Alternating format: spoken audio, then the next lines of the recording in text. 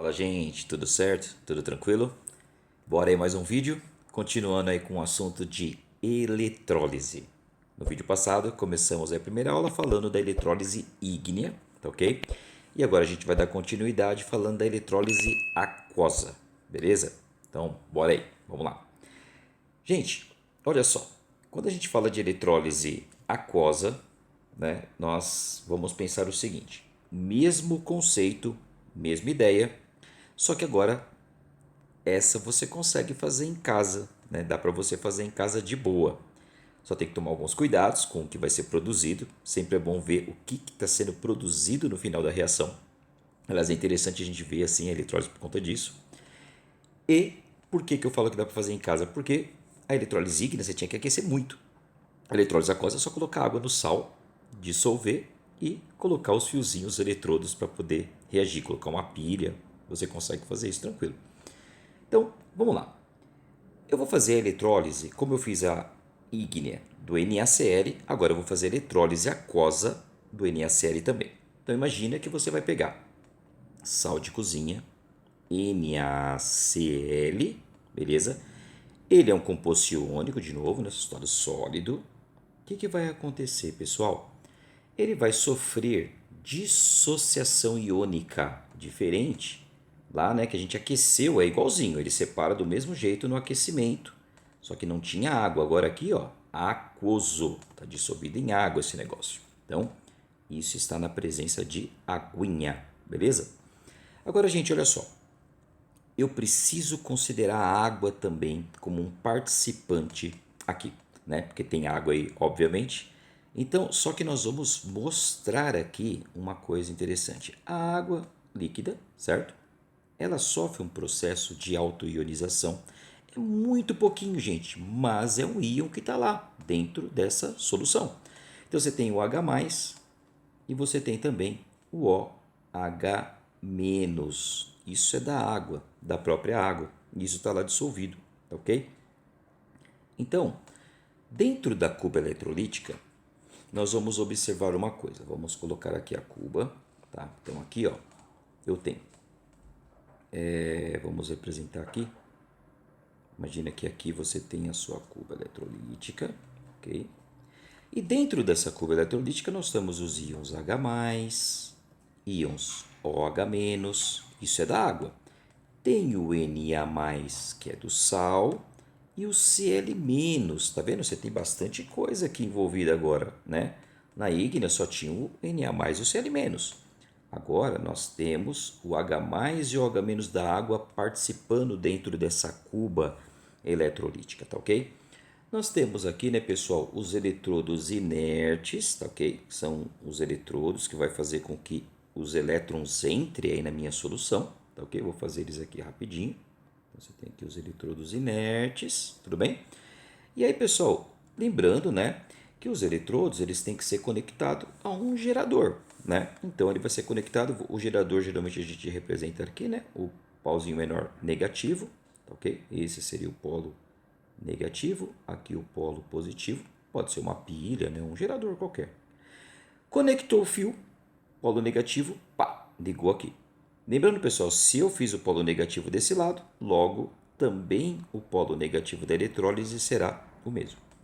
Polo positivo do outro lado, conectou aqui, está aqui o polo positivo do lado direito. Nesse caso, tá, pessoal? Poderia estar ao contrário, né? Vai depender se eu trocar isso aqui, né? Pôr o negativo para o outro lado, inverte, tudo normal. Mas tranquilo. Então aqui nós temos o gerador. Lembrando, pessoal, da pilha, os elétrons eles saem do polo negativo. É aqui, ó, que está saindo os elétrons. Então o elétron está indo nessa direção aqui nesse caso, tá? Então o elétron está chegando aqui, ó. Aqui, esse material aqui está ficando carregado com cargas elétricas negativas, tá ok? E aí, o que a gente vai observar? Dentro aqui nós temos uns caras que querem elétron. Quem quer elétron, gente? Com certeza são os positivos. É o H+, o Na+. Agora, pessoal, nós temos uma competição. E não é todo mundo que vai não, tá? Pessoal, existe uma prioridade de descarga. Não é de qualquer jeito, não. É aí que entra uma parte um pouquinho mais chata na eletrólise aquosa, que é o comprimentinho que você tem que considerar. Como que funciona essa prioridade de descarga? Vamos dar uma olhada aqui, ó. Já coloquei ela aqui pré-pronta. Funciona da seguinte forma. Vou colocar aqui do lado aqui. Vamos lá. Eita, peraí que me enroscou aqui. Vamos lá. Prioridade de descarga, tá ok, pessoal? Vou colocar aqui de novo. Ó. Fila de prioridade de descarga. Famílias 1, 2, família 1A, família antiga 1A ou família 1 só, que é mais atual, família 2, alumínio, família vamos considerar especificamente o alumínio, tá bom, gente? Então a gente já até guarda, família 1, 2, alumínio.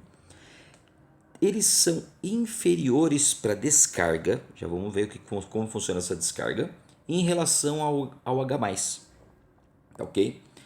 Aqui, pessoal, família 1, lembrando, né, você tem, por exemplo, lítio, sódio, né?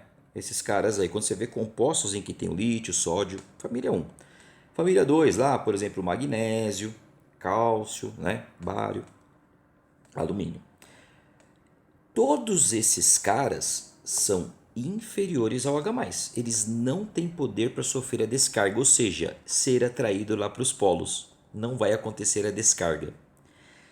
Agora, aqui, pessoal, maior que o H+, nós temos os outros, nós vamos considerar de maneira geral outros metais, tá? Então, o que você vai pensar? Você não precisa decorar esses outros metais. É só você perceber, gente. Se não for esses aqui, família 1, família 2 ou alumínio, aí qualquer um outro teria, se tiver lá na cuba eletrolítica, teria prioridade. Vou dar um exemplo aqui, vamos voltar aqui. Ó.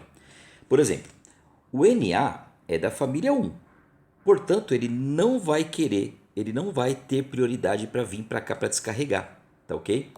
Agora, se fosse, por exemplo, outros metais, ó, nós falamos da família 1, família 2 e alumínio. Se fosse, por exemplo, ferro, né, ferro 2+, por exemplo, esse já teria prioridade na frente do H+. É assim que funciona, tá ok?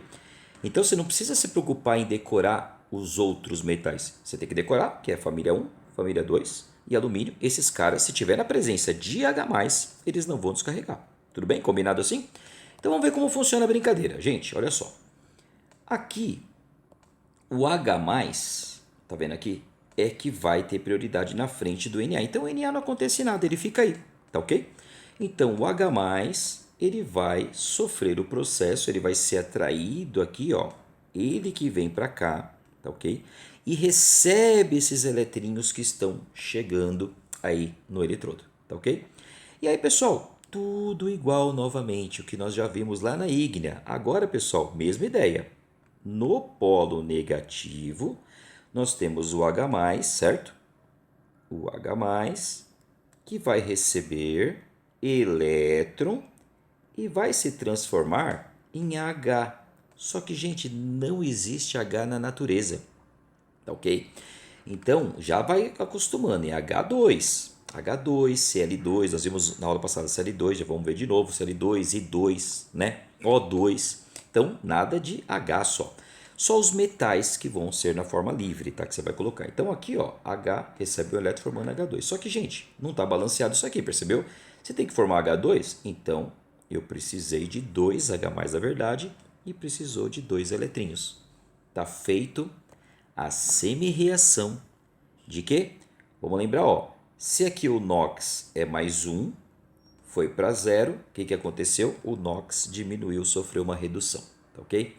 Então aqui ocorreu a redução, essa parte aqui é a semi-reação de redução, que nós chamamos de cátodo. Lembrando, né? Consoante com consoante. Tudo bem, pessoal? É isso que vai acontecer se você fizer na sua casa uma eletrólise aquosa com NaCl. No polo negativo, você vai obter gás hidrogênio. Cuidado que ele é inflamável, tá ok, gente? Mas beleza, é claro, a quantidade é muito pequena, né? Mas é gás hidrogênio que você está produzindo, tá ok? Agora, pessoal, só uma coisa. Você viu que eu comentei que aqui ele fala fila de prioridade de descarga. Por que descarga, né? Aí assim, ó, olha só, não tinha, isso aqui não estava carregado e agora está descarregado. Então, por isso você está descarregando, né? Uma carga, ele descarrega, né? Tudo bem? Aí legal, vamos voltar aqui, continuar aqui agora, vamos ver o que acontece no polo, no outro polo. Gente, nós temos dois competindo, nós temos o OH- agora e nós temos o Cl- para concorrer aí, só que só um é que vai. Então você tem que respeitar essa fila de prioridade. Então bora ver agora a fila de prioridade para os negativos. Funciona o seguinte, pessoal, agora a competição é com OH-, ok? Então funciona da seguinte forma. Você vai pensar assim, quando tiver ânions oxigenados, está vendo aqui? Vamos pegar um exemplo de ânions oxigenados. Deixa eu tirar isso aqui, vou colocar só o ânion oxigenado. Ó. SO4 2- é um ânion oxigenado. NO3- é um ânion oxigenado. Então, quando você tiver ânions oxigenados de maneira geral, eles não sofrem a oxidação, né? Porque agora vai ser a oxidação. Quem tem prioridade vai ser o OH-, ok? Agora, vamos dar uma olhada aqui. Na frente do OH-, quem tem prioridade? Aí você vai considerar assim, pessoal, ânions não oxigenados. Quem são os ânions não oxigenados? Por exemplo, cloreto, brometo, iodeto, tudo bem? São ânions não oxigenados. Esses são os mais que geralmente mais aparecem, tá ok? Agora, pessoal, cuidado que existe uma exceção. Por que eu não coloquei aqui o fluoreto? Porque ele não sofre essa descarga. Cuidado, ele está aqui.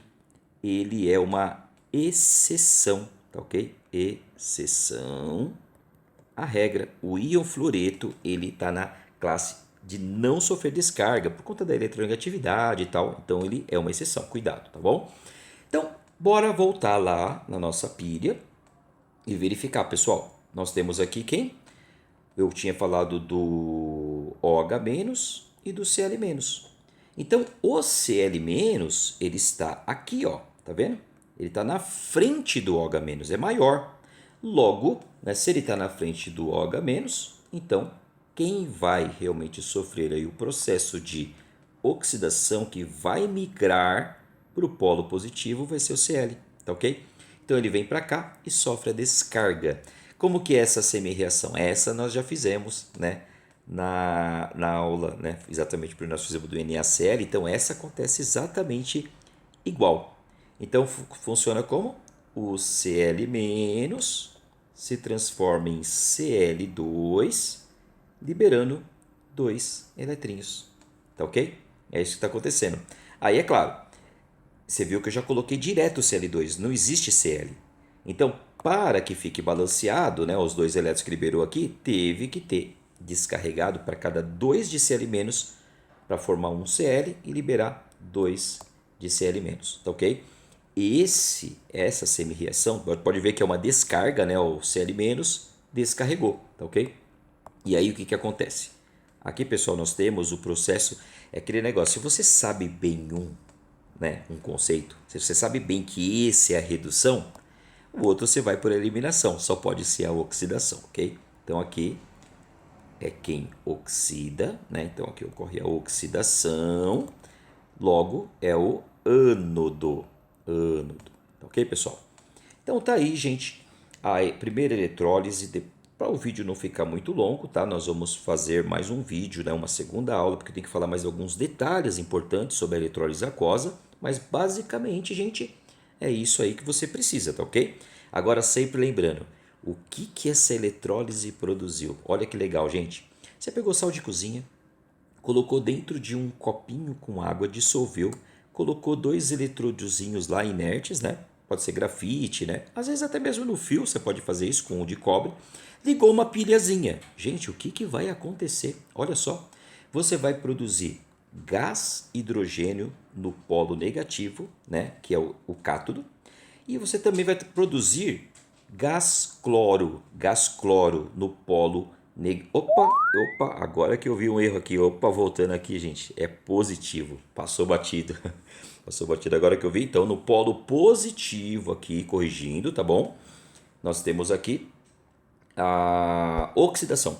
E está produzindo gás cloro. E cuidado, isso aqui é um gás e é tóxico. Então, não seria muito interessante fazer isso no ambiente fechado, tá ok?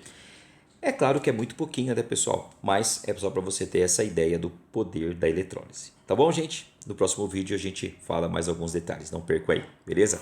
Aquele abraço. Tchau, tchau.